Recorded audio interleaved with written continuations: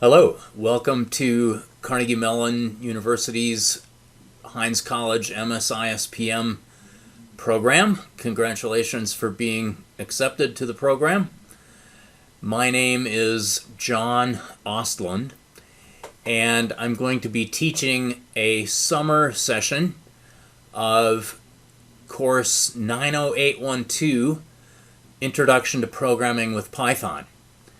Now, this is an optional course for incoming MSISPM students.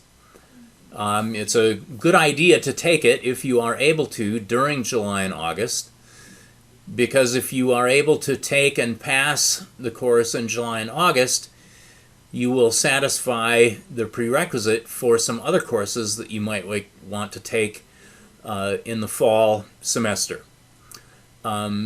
Otherwise, of course, if you want to take courses for which this is a prerequisite, you will have to take this course in the fall semester as opposed to taking it now. So if you want to get this out of the way, by all means, go ahead and take it now.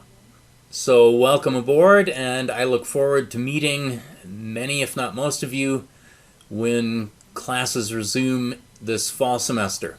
Take care.